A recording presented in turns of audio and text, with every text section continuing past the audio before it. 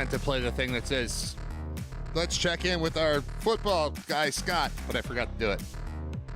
We can do it now, but I have to turn off the music first. It's going to ruin the flow. All right, I do that, and then I switch to that, and then I play this. Let's check in with RITER Radio's senior football correspondent, Scott Wilson. There we go. Now we got him. What's up, man? What's up? Football. Football. That's me. Football. Yeah. It was 2 nights in a row of football that I looked forward to, and then I was sad about. I didn't enjoy the result of either of the games that I watched this week. And I dedicate so much time to these teams, and sometimes they make me sad. Yeah, this is one of those weeks. Yeah, it was crap. You get the weekend off. That's positive. Yeah, that's nice.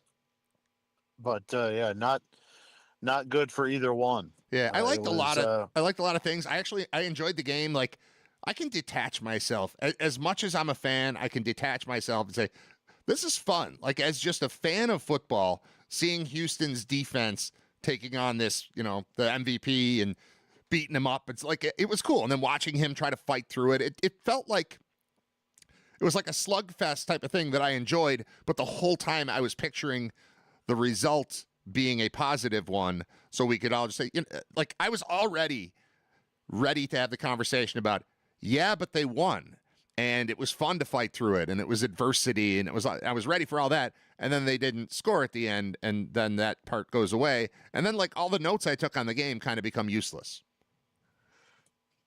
Not useless. I mean, it's still a learning experience, I guess, but the sacks were a problem. Sacks were a problem for both teams this week. Yeah. It's running together. It's 2 just rough nights of football. Yeah. So where do you want to start? Let's start with Bills. Yeah. Since it's freshest there. The Bills, I think the frustrating part for me, as we've established, I'm a Giants fan, so I kind of look at the Bills as a secondary team, and sure, my son is a huge Bills fan, so I feel like I have a little bit more of an objective view than a lot of pure fans, but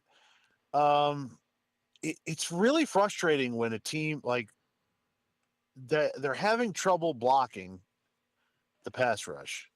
So how do I counteract that? Well, you can run the football, you can do some controlled, designed rollouts, sprint outs, and then once you establish that you run the football, then you can do some play action to keep everybody honest for at least a half second. And that could be the half second that you need to get a guy open down the field somewhere. Yep. Right. And they did establish the run, and they did it fairly effectively and consistently throughout the game, and then stopped. Just stopped. Yeah. And they kept rolling back there like they were going to have time to throw the ball down the field. And I'm sorry, after sack 5, you should know you don't. And that's very, very frustrating to watch just as a fan. And to watch the whole fourth quarter be dictated completely because they're dropping back like they're facing some crap team that can't pressure them. And there's 3/4 of evidence that that's not the case. This is a good team. You have some injuries on the offensive line to begin with, and they're getting teed off on, man, and you got to help them out. Now, in the O-line's defense, Josh, probably 2 or 3 of those are on him just running around and refusing to throw the ball away. Definitely, yeah. Something that we haven't really seen him do in years. He's been like he flipped that switch with Dable that one year and was a completely different player after that, and this is the first time that we've seen him really regress back to a little bit more of that. And I don't know if he knows that he has to put the whole team on his back, so he's shouldering that and trying to make some of those plays, or what.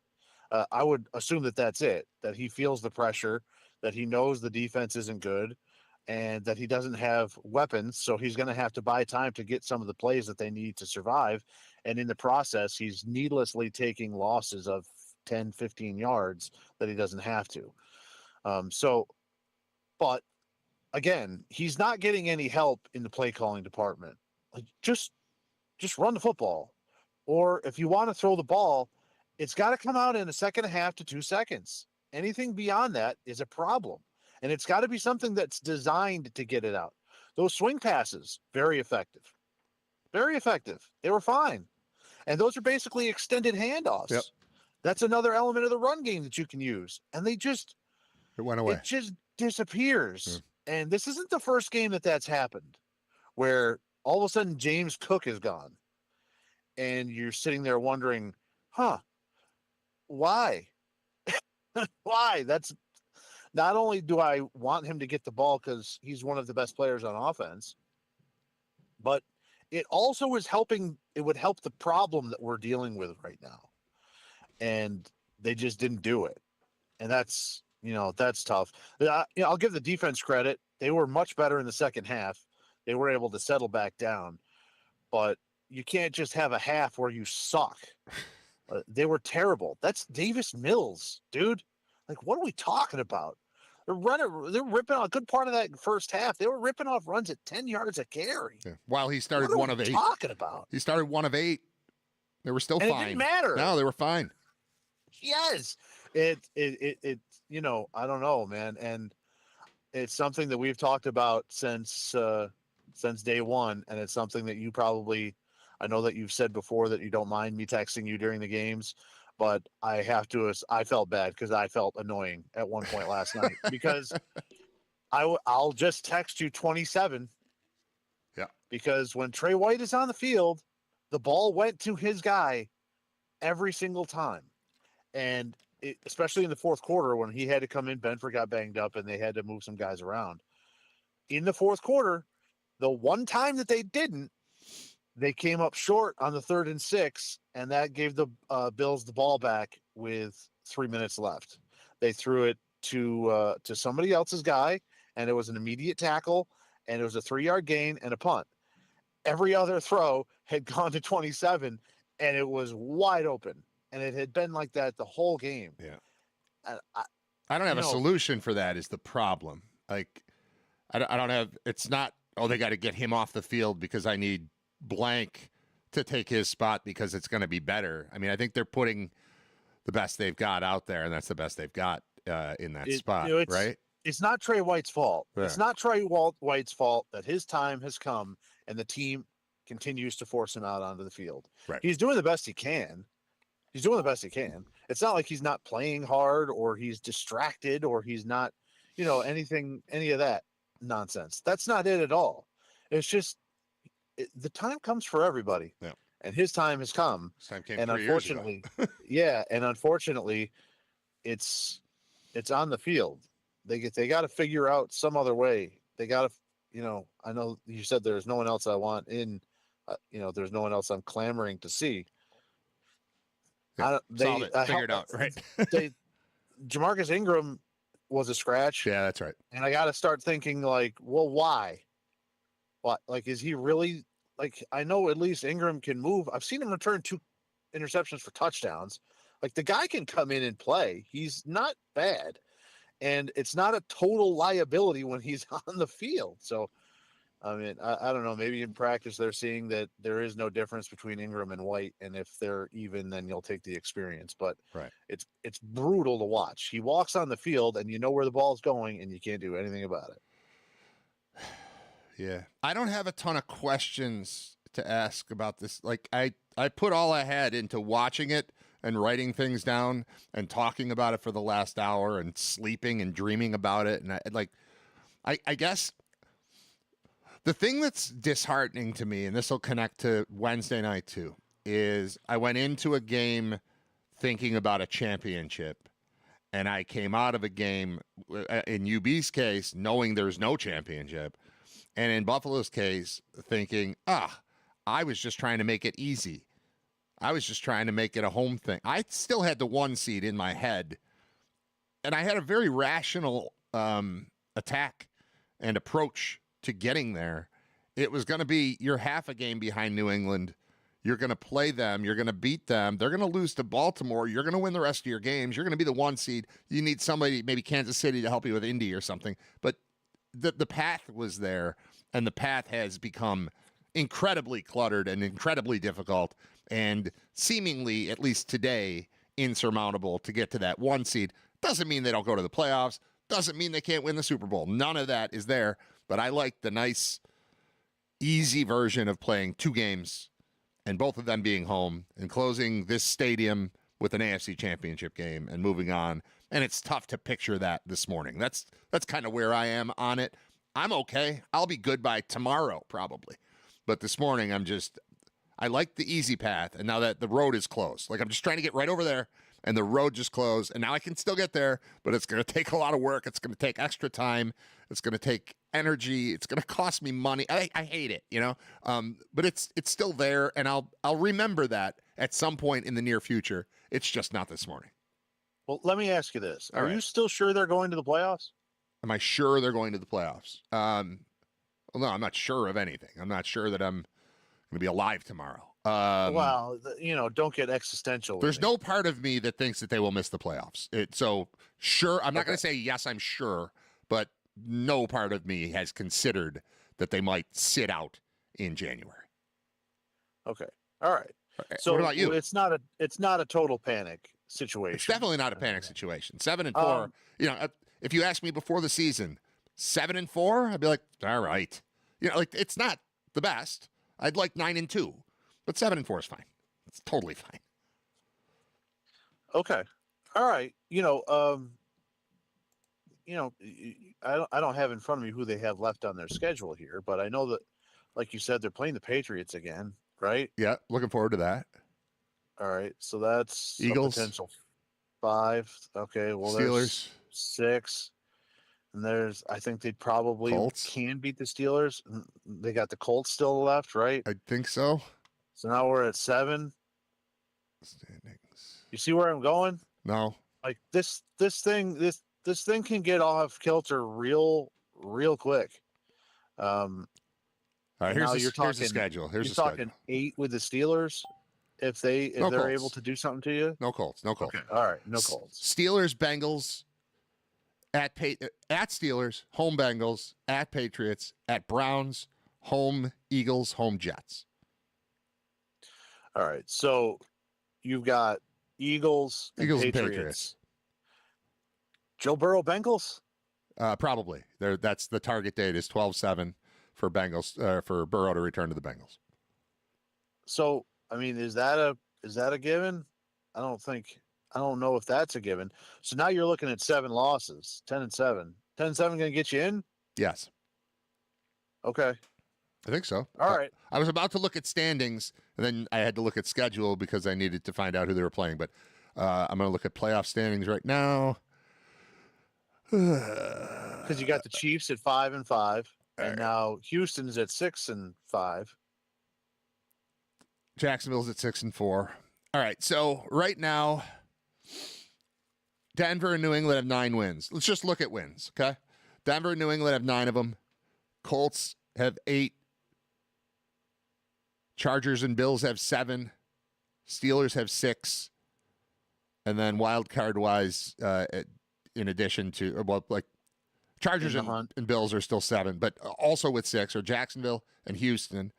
Chiefs and Ravens have 5. Let's call the Dolphins out at 4-7. So there are 10 teams for 7 spots, and you've got 1 more win than 2 of them and 2 more wins than 2 of them. Okay. I mean, you got to hold your own. You can't just take a nap. You got to play some more football, but they're going to the playoffs. Okay. And I don't mind being the 6 or 7 seed. It doesn't matter. Okay. All right. I'm just saying this isn't they've put themselves in a very precarious, slippery position here where this could, very easily go sideways. I don't know. It's hard for me at this point to call them a deeply flawed team. I know they're a deeply injured team. Yeah. We're getting a new appreciation for just how much Ed Oliver has meant to them, because that aspect of the defense has not been all that good. No, it's been a mess. They get run all over and then they get no pressure. So, that's a bad combo. Rousseau has been less than impressive this year. Mm-hmm. Bose has been okay.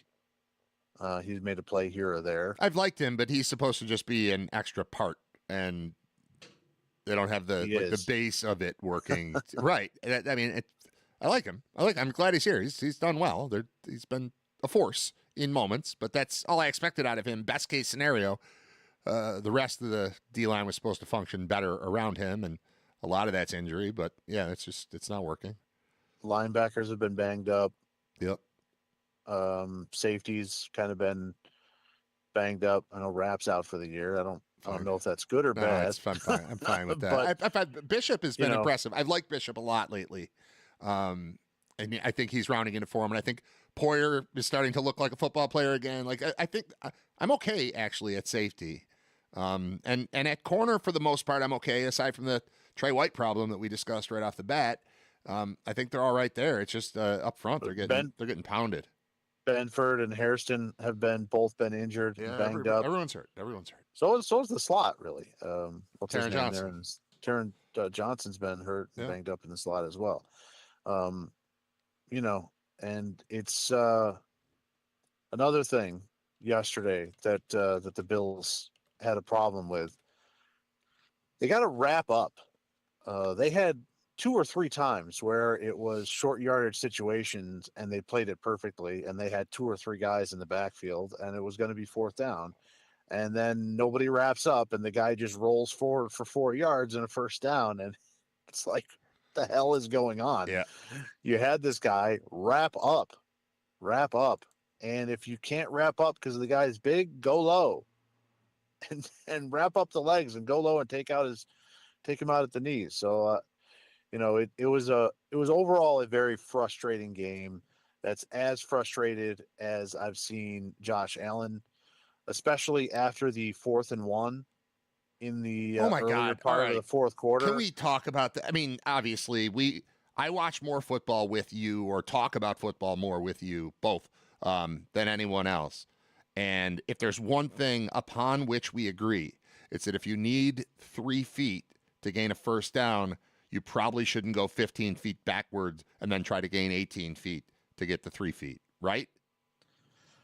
Especially when you've got a monster at quarterback that is like a 90% conversion rate of just leaning forward and getting it. You and I had the same experience with Tyree Jackson at UB, right? Who was 6'7", and it's like, this guy breathes and he's got a 1st down. What are we doing? It's right here. Just take it. Just take it. Just it's right take there. the free yardage, and they're a yard away. Why are you backing out of your parking spot? Just go forward. Yeah. There's no one in front of you. Just go forward.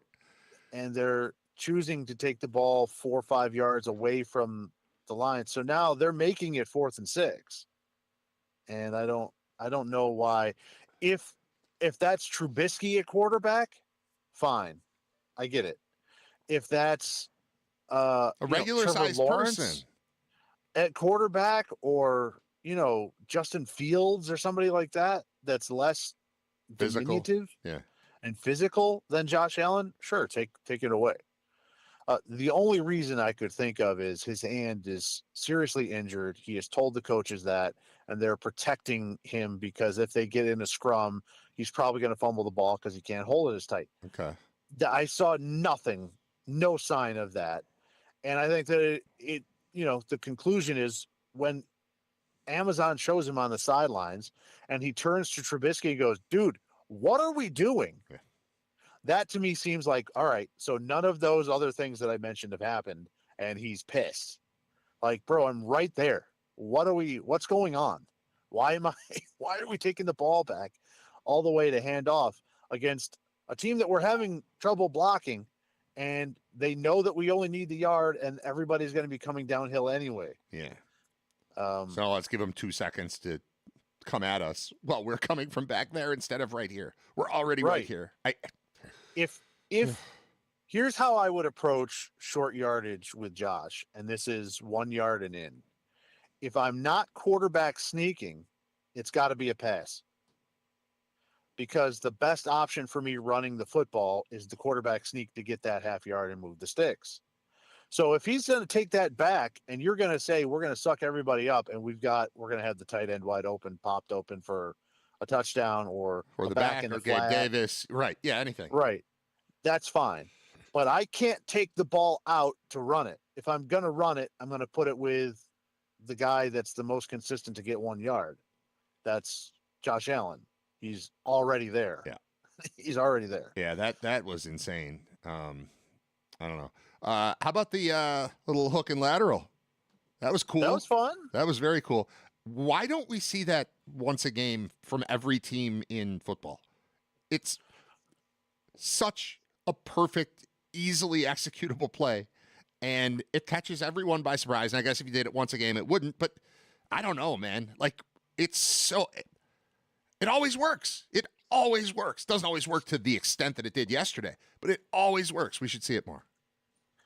I agree, and I think that there's an element of it's long yardage, and you're not usually going to find that much space between defenders and the ball because the Texans were basically just lined up at the first down line, Right. trying to keep everything in front of them.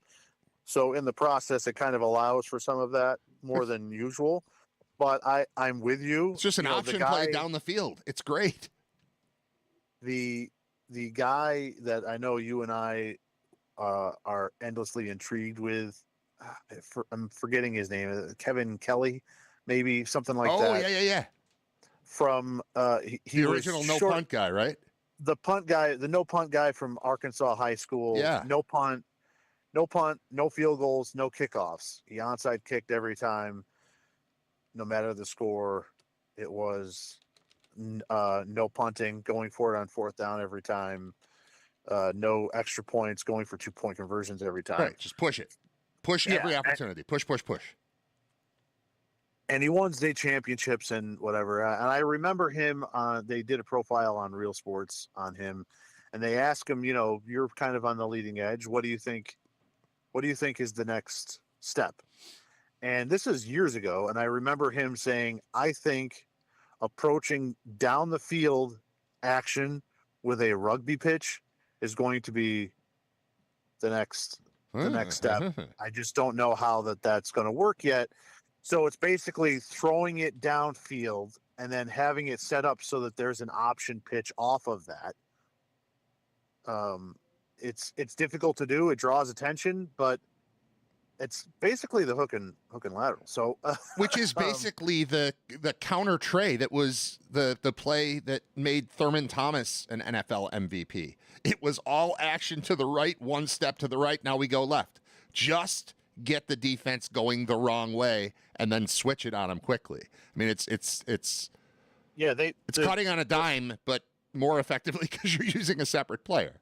All that was, the hook and ladder, all that is just an end around. You just do it 15 yards down the field. Right. And you hope that there's not extra bodies in the way that are going to make it difficult, or that you're not tackled before you can pitch the ball. Well, when you're doing it down the field, State did that to tie Oklahoma in that famous Fiesta Bowl. Right. And Miami did it to the Jets or the Jets, famously in a playoff game.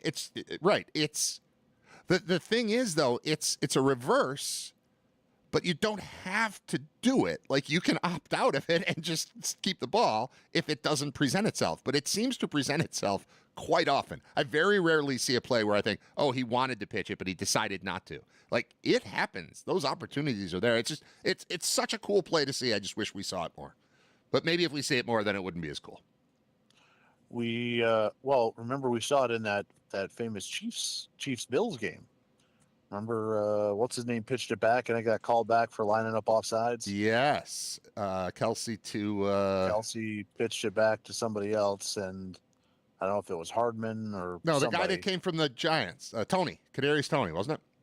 Yeah, well, Kadarius Toney was lined up offsides. Yes, but he was the guy who got the ball. But it might have been him on the pitch. I think it was him. And then ran it in, and he's a rapper now. Is he really? Good draft pick by the Giants. Thank you for that. That was a first-round selection. Yeah. All right. The rapper from Florida.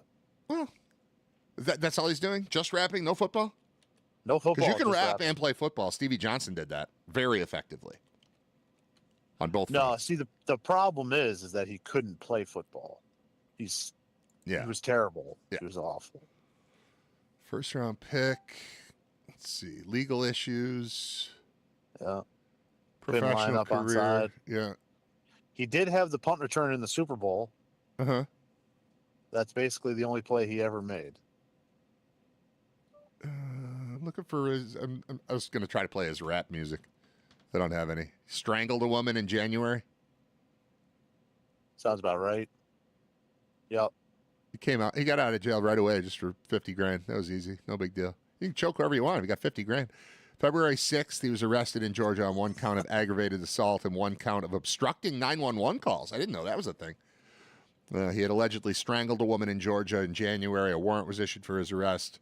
His bail was set at $25,000 for each count. The day of his arrest, he was released after paying $50,000 bail. Career won the Super Bowl. Played 5 seasons total. 2 with the Giants, 2 with the Chiefs. 1 game with the Browns, and I guess he's a rapper, according to you. Wikipedia does not have anything about his rap career because I was willing to play his music. I was gonna pump him up. Pretty sure I saw he had rap music out. I'm not saying no. I'm gonna type Maybe in Kadarius Toney rap. He drops new album, Young Joker. Yeah, November 1st. Yeah, this just happened. This happened 2 weeks ago, 3 weeks ago. Warrior for Life is the name of his album. He won 2 Super Bowls with the Chiefs. That sounds wrong, but maybe it's right. He previously dropped 3 full albums, 4 EPs, and a mixtape since 2019. Last played with the Browns, December of 2024. Yeah, you got it. You're right. You know what you're talking about. You know Kevin Kelly. You know Kadarius Toney is also known as Young Joker. He's Young Joker. Young Joker. He's Young Joker, and his album like Young is Joker. Young Joker, and his album is Warrior for Life. I'm gonna look up Young Joker. Maybe we got some of that to play. Young Choka. Young Choka. All right. UB championship dreams are dead. Bowl game's still alive. I'm just walking around in a malaise, and I'm going to a meat raffle tonight. So you had a great deal of success at the first ever Maction meat raffle that took place. So much so that I had to leave during the game to go down to make sure that you got your. I don't know if you've weighed that thing yet, but you got a pork loin the size of my arm, which is pretty good. Yeah, that was a good deal. That was my first ever meat raffle, and I decided, you know what? I'm gonna get in this. I'm gonna get in the game here, and I went 2 for 2 on my tickets. Yeah, I got 2 bone-in ribeye steaks. Yeah, and then I got, like as you mentioned, a. It's got to be 10 pounds, but I bet it's more. Like a tube of pork. I don't know how else to describe it. It's a whole boneless pork loin that I ended up getting, and I had to like curl it in order to get it to fit into my fridge. I thought you were going to say into your car. No. I had to stop and get ice. Yeah, well, you better. I was completely unprepared to be bringing home pounds and pounds of meat, but I did. I was, because I was excited. I never win raffles. I don't win stuff like that. And, it was for a good cause. It was for the campus soup kitchen and helping out underprivileged people that need food, so it was a good prize. So, all right, I was prepared to lose. And then the stakes come up. I say, I really would like to win a couple of bone-in ribeyes. That sounds good. I would like to eat those. And then I thought that I won. I thought my number came up, and you and Bob said no. I know. We rained on your parade. I was so excited. It was in such a good mood. And you're like, no, it was 88. It wasn't. Well, no, we thought they said 80, but they said 8. They said 8. You celebrated. Bob and I both heard 80. And they didn't put the number on the screen. They just said it out loud, and that was it. And then they wrote it on a chalkboard, but we weren't near the chalkboard. The chalkboard was down in like the concourse, and we're up in the booth. So at halftime, I'm doing the halftime show, trying to talk about the football game, and you just walk in with ribeye steaks held above your head like a champion, and I had to stop talking about football and talk about your meat. And so you won that, and then in the second half, you won again. And that time I had to leave the booth, and go down and get it because we had to claim it before the end of the game. And I don't think they plan on giving it to the broadcasters of the game. But, it's not really designed for that. But they did. And I don't think I told you this. I went down there and I said, pork loin. And the guy goes, you won? And I was like, well, no, it wasn't me. It was my buddy, the color guy on the radio. He's like, didn't he win ribeyes? I was like, yeah, he did. He did win ribeyes.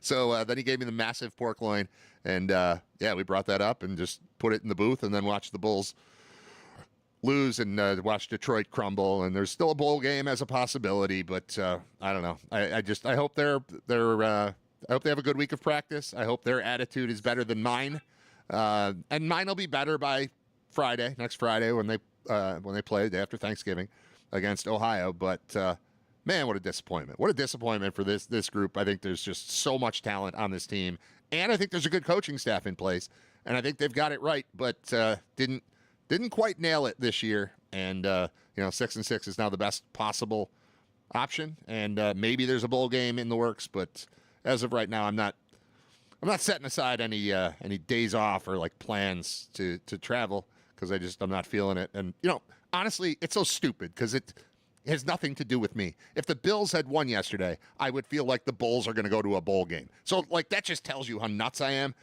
I'm just down. I'm just negative. I'm just sad. It'll be fine by next week, and they'll have as good a chance as anyone to beat Ohio. 50-50 split. I don't know. Flip of a coin. Maybe they win, and if they get it, they probably go to a bowl game. But I don't know. Where are you right now? What are you feeling, thinking? Well, I think the problem is they're facing an excellent Ohio team who are the defending champions, and they're going to need help, but are still playing to go to the championship game. Yeah. So I mean, I know the odds are long, and there are a couple of games on Tuesday that, maybe that helps settle things out. And I don't know, maybe by game time, Ohio knows they can't go to Detroit. I don't know. Maybe that would help, but it's still going to be a team that's going to show up, play hard, and they're very talented and good. Listen, if the quarterback doesn't stop turning the ball over, it's a moot point. Right. That's not going to happen. That to me has been the difference this year. CJ Agbana last year, I think you can look at the numbers. Roberson has had bigger games, but Agbana didn't turn the ball over. So that alone changes a lot of these games where, to be honest, Roberson is turning the ball over a lot. He's exposed the ball to the other team a lot. Yeah. I thought there was a possibility in this game after Roberson threw that second pick right into the lap of a linebacker that we might see a change.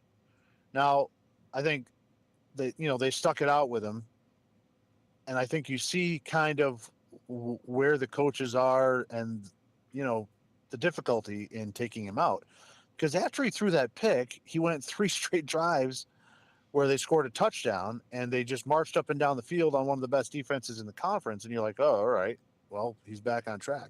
But the problem is you get that for like what seems to be about a quarter and a half every game.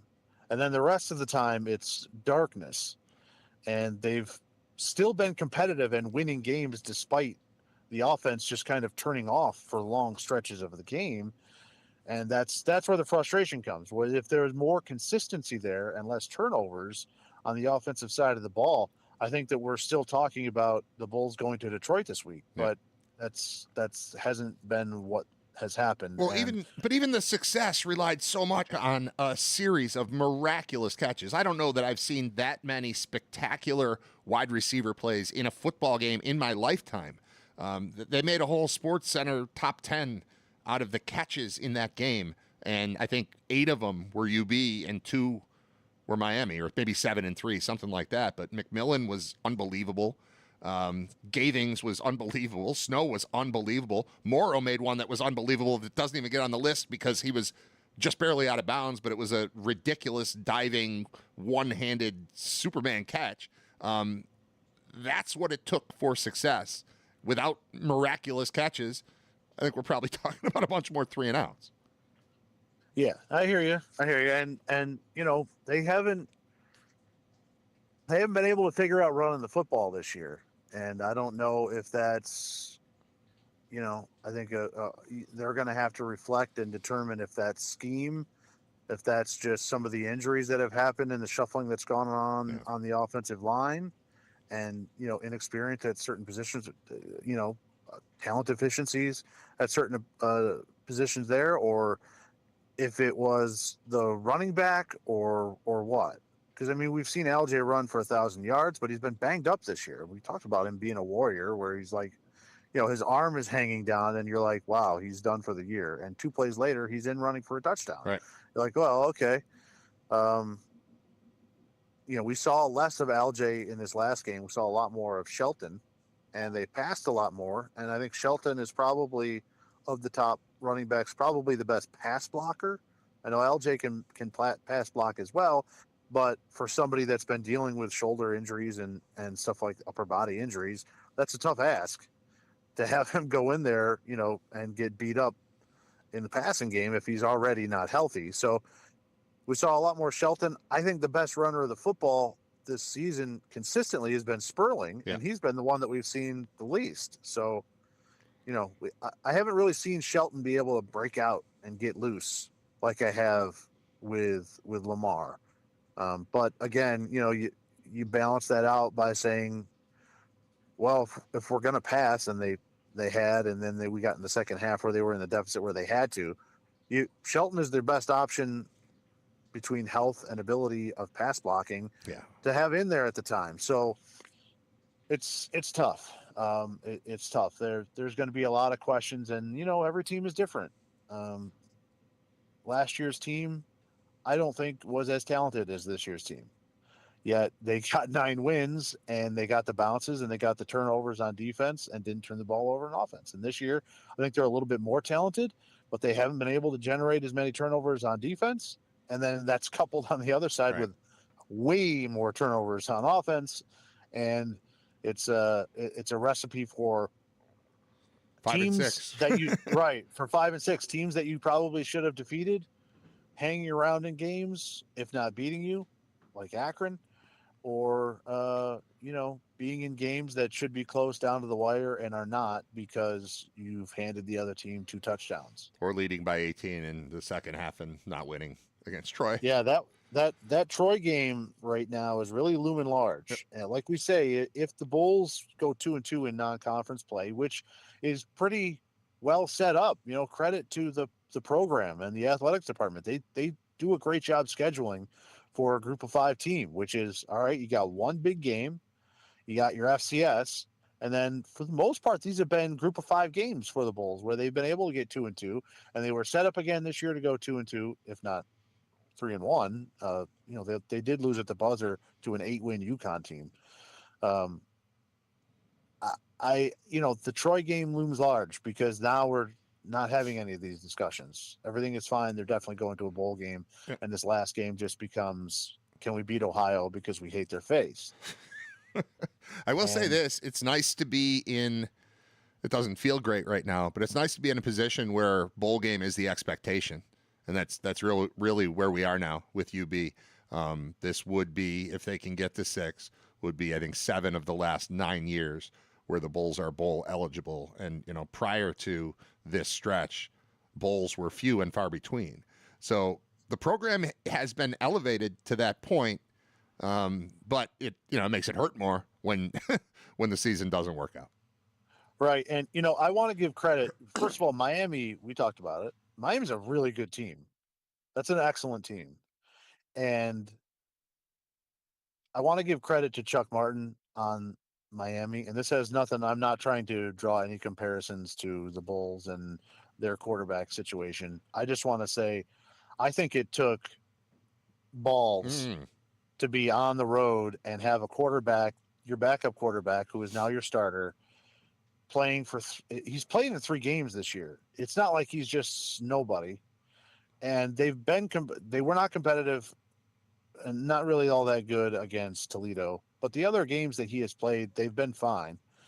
And he played 2 series, did Henry Hessen. Yep.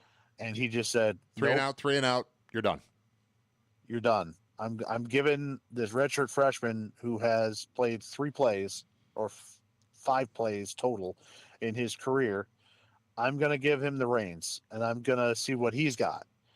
And Gakowski was good. He was. Yeah, he nothing won that flashy, game nothing special, but I thought just his presence and their ability to more consistently get something down the field allowed them to be able to win the game. Because I think if Hessen stayed in that game, the Bulls probably win that like a 2017 game, something like that. I think if Hessen's in the game when the Bulls come back and take the lead 20-17, I think they win. I think the Bulls are able to win because and you know who else agrees with me? Chuck Martin. Right. That's why he pulled him. Yeah. So, that's a gutsy move by a coach who's still in the championship hunt and has a good team and needed to get one more win to get bowl eligible. And he rolled the dice and it worked out. Not only because of that, I mean, the Bulls gave him a bunch of short fields, but his entrance into the game changed the complexion of the way things were going. No doubt, for sure. He was impressive. Again, didn't blow you away, but he was in control. He looked to get the feel of the game. He understood what was going on around him, and made it possible for Miami to come out with the win. All right, I'm done. Do you have anything else you need to? Oh, do we have to do a pick? You have a pick? I have a pick. Okay. For you. All right. I'm going to take Houston -1 at home against TCU. Horned Frogs without their big running back. They got a safety injury as well. And Houston still playing for an outside shot to make the Big 12 championship game. I like them at home.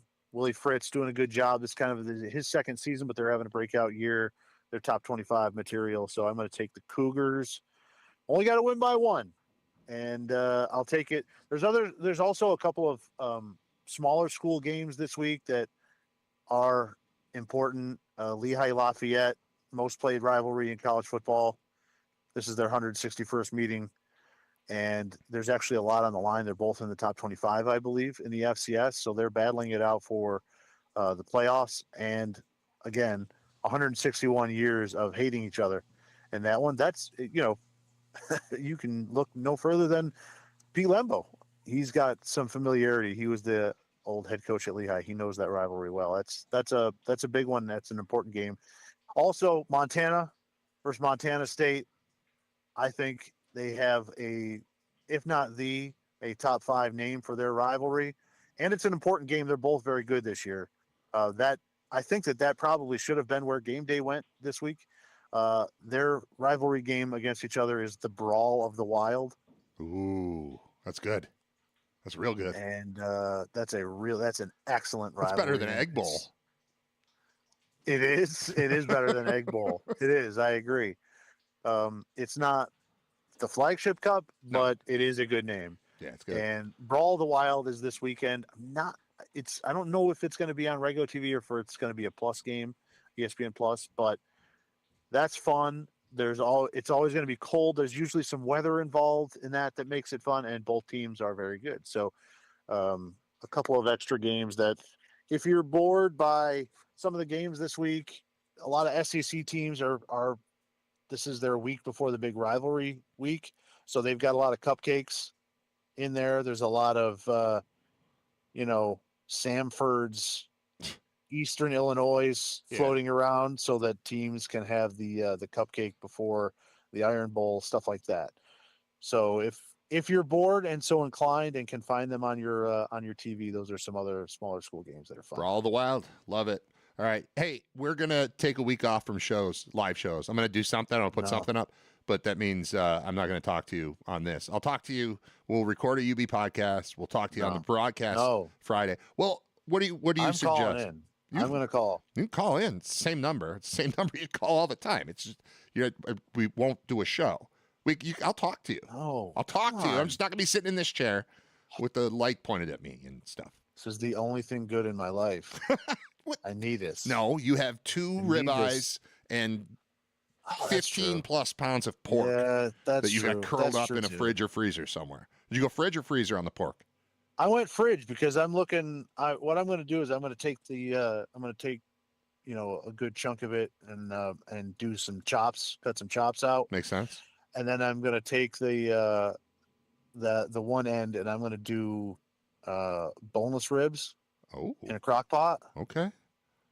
I saw a thing online because you got to look it up. My day yesterday was like, Yeah, my day yesterday was what do I do with this now? What does a family of 4 do with 20 pounds of pork today? Yeah, right. So one of the recipes was, if you take the wider end of the loin and you cut that off, that's what they make boneless ribs out of. So you take it, cut that end off, and then you slice it in half, and then you kind of just make the A cubit almost, yeah. yeah, like a two finger with cuts on either side, and you can stick it in a crock pot with some sauce, and then that's how restaurants normally do boneless ribs. So That's I a was like, great oh, idea. all right, That's a great idea. that sounds like something I would like to do, and I'm going to do it. You having And pork for Thanksgiving this year? here, I got a lot of we could. I got a lot of gruff about the meat from the wife because I have the drive home. Yeah. So I knew I was smart enough to get the ice 'cause so I she knew wouldn't yell at you? Yeah. Right. And not only did I get ice when I got home, I put the ice right outside of the garage door Okay. as proof. That's smart. As proof, like I did it. Right. I did it. I'm not just. Well, she got on normally, you immediately. As soon as you won it, she was very critical of how she thought you might transport it home, right?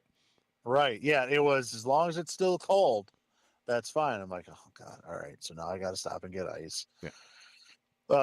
Probably the right decision. Well, otherwise, overall, if she is not happy with your transport of the meat, now it's on you to eat 20 pounds of pork yourself because she's gonna be like, "That's disgusting." And then right. what are you? And what are you she won't let to the do? kids eat it. Right. So now it's just on you. Now it's you and the dog eating pork. So I got it For a home, month. and for all the negativity that I heard about my victory and my great experience with the meat raffle. Yeah. Now it has been immediate. Like, I basically didn't see my family because I worked all day, then drove to the game and left the game and got home early. Everybody was asleep. I put my meat away Right. and Basically went to work. yeah, and then Couple woke hours up sleep. and went to work again. So I get home, and the first thing that happens is my wife saying, "So you're cooking tonight? Are you making the steaks, or are you making?" And I just said, "No, no, Not yet. this weekend maybe. I am tired, so we have to find something else to do tonight. I need some sleep, please." And then we can talk about cooking that up. But yeah, I think, I don't know. Are you big on like roasting the pork loin? I rather the chops. I'm big on. We buy the pork shoulder, also known as pork butt, and I make pulled pork. I like that. But you can't car- really do that with the loin, though. You can't. It's not fatty enough. It doesn't come Yeah, out you right. can't do it. You It's dry. You can, but it's not. It's not nearly as It's not good. good. If It's not what you want. that said, you've got. I mean, it's a lot of pork. I've got pictures Yeah. of it I could share. There's a lot of pork. Yeah, you And, do. Yeah. I think you need probably 3 ideas, and you have 2. I wouldn't be opposed to it. You just, instead of putting it, you could do it in either a crock pot or a pressure cooker, like an instant pot type of thing. I've got one of those too. You would use either chicken broth or beef broth as the kind of base. Don't use water. You use that, and that helps keep it from drying out as much. If you go instant pot, it's an hour and 10 minutes. And I would, you could do like, say, a third of it in there, and I would even cut that into a couple pieces so you're penetrating it more with the juice. And you do that, and then here's the key. You got to let it depressurize itself. So it's like a 2-hour process because it ramps up the speed. Then it's an hour and 10 of cooking, and then it depressurizes. And then once the little thing drops and the steam comes out, now you take it out. Now you pull it apart. Now you fry it. Just enough to get it a little crispy in sort of the burnt ends type of way. And it's about the best food you'll ever eat. That said, I use pork shoulder as opposed to pork loin. But you can do it. Take the fattiest third of the loin, and you can make that happen. You can make the magic happen. But I think you need 3 ideas for that amount of meat. You need 3 ideas. Yeah, I probably need 3 ideas. I got I got the chops, and I got the ribs. I got to figure out what I'm doing with that third end. Maybe I'll give it a shot, man. Yeah, maybe I'll give it a shot. Carnitas. Oh, this turned into Mr. Food. Yeah. Look at you. Yeah, well, with the, going on with the vacation. penetrate the meat Yeah, and everything. penetrate. You That gotta got penetrate. sexy. I heard somebody say, I think Eric Wood, yesterday, as I was pulling into my basketball meeting, I heard Eric Wood say, this league, it's all about penetration. And my thought was, the human race is all about penetration, really, when it comes down to it. Yeah. Right? So Wood knows penetration. So yeah, sure does. Okay, we're done. I'll talk to you next week, but not on the show. No show next week. You'll be fine. Eat your pork and shut up. all right. Thanks, Scott. Bye. Okay, bye. All right, that's Scott Wilson. We're done.